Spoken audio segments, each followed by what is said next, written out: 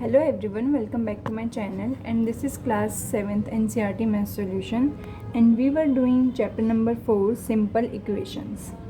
In this video we will solve exercise 4.2, and we have already done the exercise 4.1 in our last video. So if you haven't watched that video yet, you can watch it from my description box, because I have given the link of that video in my description box. So now let's start this video. So here is our question number 1. Give first the step you will use to separate the variable and then solve the equation. In this question we have to first give the step. Okay, हमें पहले वो step लिखना पड़ेगा, बताना पड़ेगा कि हम क्या अप्लाई कर रहे हैं, उसके बाद ही उसको सॉल्व करना पड़ेगा. Okay, so let's see. Here is our equation x - 1 = 0. So सबसे पहले हम क्या करेंगे इसमें,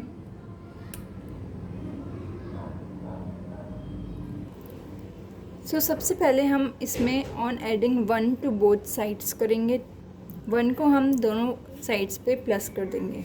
दोनों sides means LHS and RHS side पे. और ये 1 प्लस क्यों कर रहे हैं हम, बिकॉज यहाँ पे जैसे कि क्वेश्चन में बोला गया है, you will use to separate the variable. हमें जब भी कोई इक्वेशन दी गई होती है और उसमें वेरिएबल और नंबर्स होते हैं और हमें कहा जाता है कि इसको सॉल्व करो, सो उसका मतलब ये होता है कि हमें उस वेरिएबल की वैल्यू को फाइंड आउट करना है. और वेरिएबल की वैल्यू कैसे फाइंड आउट होगी, जब उसके साथ में जो भी नंबर लगे हुए हैं वो सारे राइट हैंड साइड पे शिफ्ट हो जाएंगे. ओके, सो अब राइट हैंड साइड पे भी हम इसको शिफ्ट कर सकते हैं, और वो भी एक तरीका होता है. और एक ये सेकंड मेथड होता है किसी भी इक्वेशन को सॉल्व करने का, कि हमें यहाँ पे ये जो -1 एक्स्ट्रा लगा हुआ है इस वेरिएबल के साथ, क्योंकि हमें सिर्फ यहाँ पे वेरिएबल चाहिए और कुछ उसके साथ में नहीं चाहिए. सो इस -1 को कैंसिल आउट करने के लिए हम क्या कर सकते हैं, क्या ऐड या फिर सब्ट्रैक्ट कर सकते हैं, जिससे कि ये -1 कैंसिल हो जाए और यहाँ पे ओनली x वेरिएबल रह जाए. ओके, सो उसको -1 को कैंसिल करने के लिए क्या किया गया, 1 को ऐड कर दिया हमने. अब दोनों खाली एक साइड पे हम 1 ऐड नहीं कर सकते हैं. जो भी स्टेप हम यहाँ पे करते हैं एक साइड पे, वही सेम स्टेप हमें राइट हैंड साइड पे भी अप्लाई करना पड़ता है. सो अगर प्लस हमने इस लेफ़्ट हैंड साइड पे किया है, सो +1 ही हमें राइट हैंड साइड पे भी करना होगा. सो वही हमने यहाँ पे किया है, on adding 1 to both sides. यहाँ पे +1 कर दिया, देन यहाँ पे भी +1 कर दिया. 0 में +1 कर देंगे हम, बिकॉज RHS में ओनली 0 ही है. ओके, देन +1 एंड -1 कैंसिल हो जाएंगे, 0 हो जाएंगे ये. So x - 0 = 0 + 1 will be 1 only. Then अब ये -0 को तो हम नहीं हटा भी सकते हैं, नहीं लिखेंगे इसको हम. सो यहाँ पे हमारे पास ओनली क्या बचेगा, ओनली x. सो x की वैल्यू कितनी आ गई, 1. सो ये इक्वेशन हमारे यहाँ पे सॉल्व हो गई. और इक्वेशन को सॉल्व करने के लिए जो हमने स्टेप किया है उसको हमने यहाँ पे लिख दिया. सो इस क्वेश्चन में हमें यही करना था. इसी तरीके से सारे पार्ट्स को हम सॉल्व करेंगे इस क्वेश्चन के. सो let's see the second part. x + 1 = 0. अब हम यहाँ पे देख सकते हैं कि हमारे पास +1 है और इसको हमें कैंसिल आउट करना है. सो +1 को कैंसिल आउट करने के लिए हमें -1 करना पड़ेगा दोनों साइड्स पे. Okay, so on subtracting 1 from both sides, 1 को हम दोनों साइड से माइनस कर देंगे, सब्ट्रैक्ट कर देंगे. सो ये हो जाएगा x + 1 - 1 = 0 - 1. सो 1 एंड 1 ये कैंसिल आउट हो गए हैं, और यहाँ पे एक बचा है हमारे पास ओनली x + 0 = -1. ये 0 - 1 को हम खाली 1 नहीं लिखेंगे, पूरा -1 लिखेंगे with sign. Okay, so x + 0 को we can write it as only x. So x is equals to -1, x की वैल्यू आ गई है हमारी -1. So this is the answer of this equation. Now let's see the third part of this question. x -1 is equals to 5. So यहाँ पे अब हमें दिख रहा है -1 है, इसे हमें कैंसिल आउट करना है. सो हम +1 कर देंगे दोनों साइड पे. So on adding 1 to both sides we will get x -1 + 1 is equals to 5 + 1. Because RHS में हमारे पास 5 है, सो इसमें हम +1 कर देंगे. Then -1 and +1 will be cancel out and 5 + 1 will be 6. So x की वैल्यू कितनी आ जाएगी हमारी 6. So this is the answer of this equation. Now let's come to the next part of this question. सारे क्वेश्चंस में हमें सेम ही method apply करना है. सो इस क्वेश्चन में भी हम सेम ही करेंगे. x + 6 is equals to 2. अब यहाँ पे +6 है, सो +6 को हमें यहाँ से हटाना पड़ेगा. तो हम क्या करेंगे, +6 को हटाने के लिए -6 कर देंगे दोनों साइड पे. ओके, सो वही हमने किया है. On subtracting 6 from both sides we will get x + 6 - 6 is equals to 2 - 6. Here is 2. So it will become x is equals to -4 only.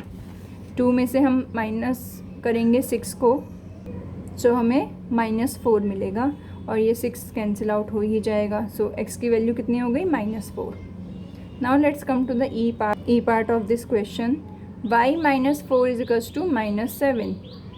-4 को कैंसिल आउट करने के लिए we will add 4 on both sides.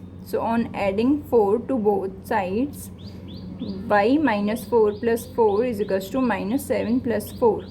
-7 and +4 will be -3 and only यहाँ पे y बचेगा. So y की वैल्यू कितनी आ गई है -3. Now let's come to the f part of this question. y -4 is equals to 4.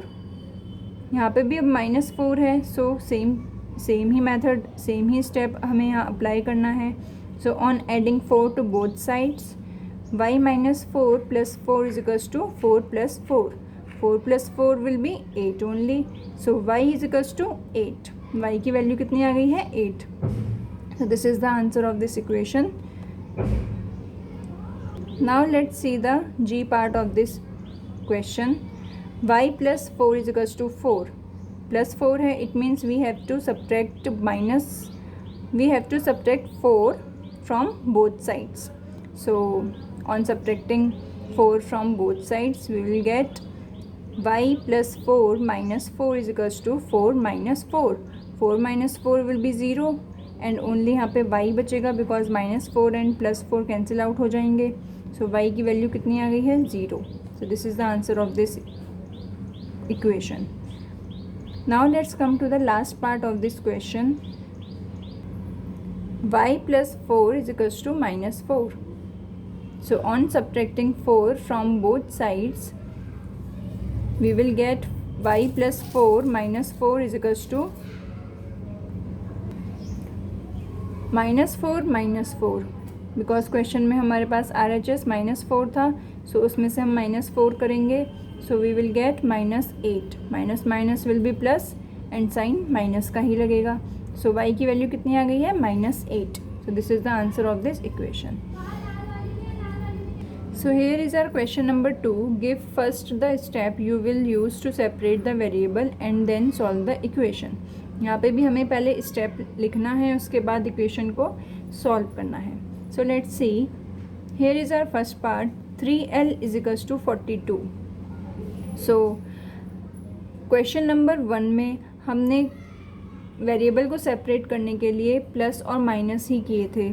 ठीक है, नंबर्स को ओनली प्लस या फिर माइनस किया था, ऐड या फिर सब्ट्रैक्ट किया था बोथ साइड्स पे. But in this situation, in this question we will divide और multiply the number. Okay, so let's see. यहाँ पे अब हम देख सकते हैं कि वेरिएबल के साथ 3 एक एक्स्ट्रा है. वेरिएबल को अब हमें यहाँ पे सेपरेट करना पड़ेगा. ओके, अब वेरिएबल को हम सेपरेट कैसे करेंगे, बिकॉज ना तो यहाँ पे प्लस का साइन है और ना ही माइनस का साइन है और ना ही कोई डिवाइड और मल्टीप्लाई का साइन है। सो अब हमें पता कैसे चलेगा कि अब हमें क्या करना है इसको, इस 3 को यहाँ से कैंसिल आउट करने के लिए।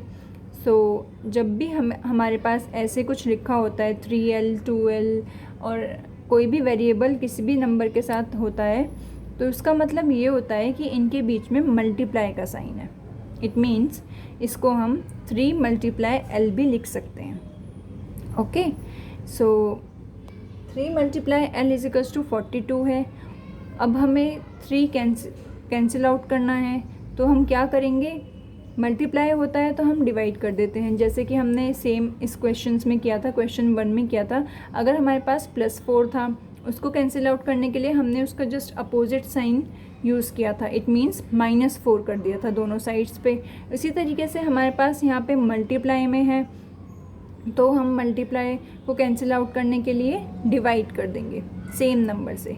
ओके, और जब हम सेम नंबर से डिवाइड कर देंगे तो 3 से 3 कैंसिल हो जाएगा। Let's see, on dividing both sides bye 3, और जब हम एक साइड पे 3 से डिवाइड करेंगे तो हमें ऑब्वियस सी बात है दूसरी साइड पे भी हमें 3 से डिवाइड करना पड़ेगा।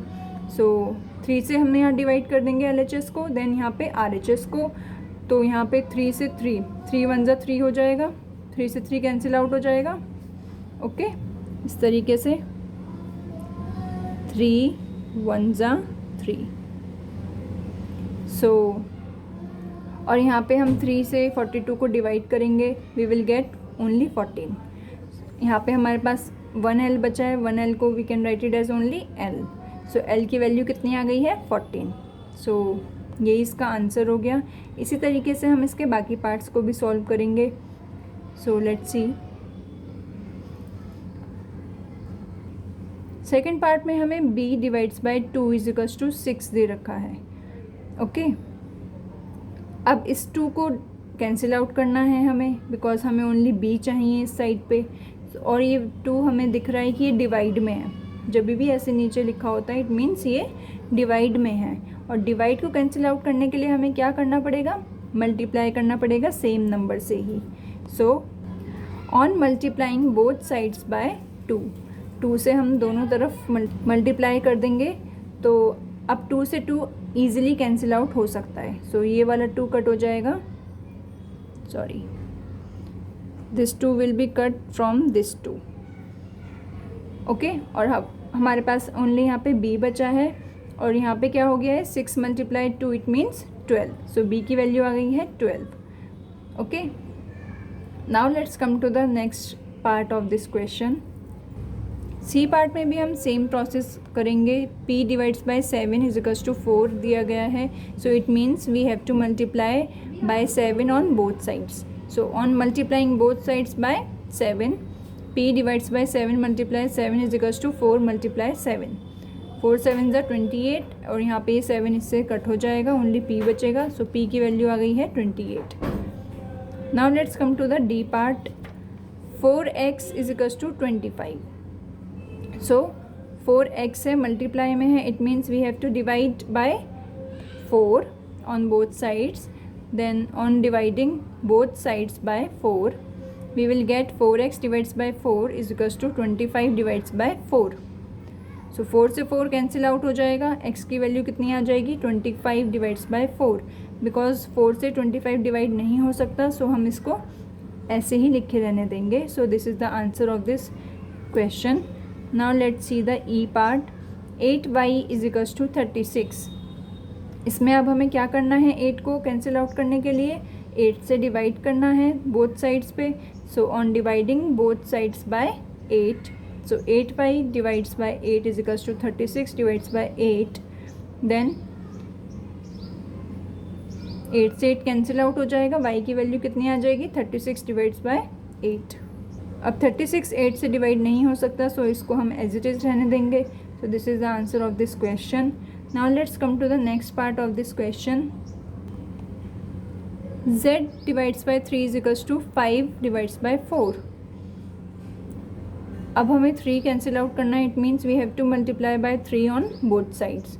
So on multiplying both sides by 3, z divides by 3 multiply 3 is equals to 5 divides by 4 multiply 3. 3 से 3 कैंसिल आउट हो गया, z की वैल्यू कितनी हो जाएगी? अब यहाँ पे तो 3 से 4 कट नहीं हो सकता, ना ही 4 से 3 कट हो सकता है. सो हम क्या करेंगे, 3 की मल्टीप्लाई 5 में कर देंगे और नीचे 4 एज इट इज़ रहेगा. So 3 5 15 divides by 4 is the answer of this question. Now let's see the G part of this question. a divides by 5 is equals to 7 divides by 15. So 5 से multiply करनी है हमें दोनों sides पे. So on multiplying both sides by 5 we will get a divides by 5 multiply 5 is equals to 7 divides by 15 multiply 5. Okay अब यहाँ 5 से 5 cut हो जाएगा, ओनली a बचेगा. और यहाँ पे हम देख सकते हैं 5 से 15 भी डिवाइड हो रहा है. सो 5 से हम 15 को डिवाइड कर देंगे और कट कर देंगे इसको. सो 5 3 ज़ा 15. सो नीचे डिनोमिनेटर में हमारे पास क्या आ गया 3 और ऊपर न्यूमिनेटर में 7 ही रहेगा. सो आंसर कितना हो गया 7 divides by 3. Now let's see the last part of this question. 20t is equals to minus 10. On dividing both sides by 20 से दोनों साइड्स पे डिवाइड किया, we will get 20 से 20 कैंसिल आउट हो जाएगा, ओनली t बचेगा. और यहाँ पे 0 से 0 कैंसिल आउट हो जाएगा एंड ओनली -1/2 बचेगा. So answer is -1/2. So this is it for now. In our next video we will solve further question from this exercise. And if you like this video, then do subscribe my channel and hit the bell icon.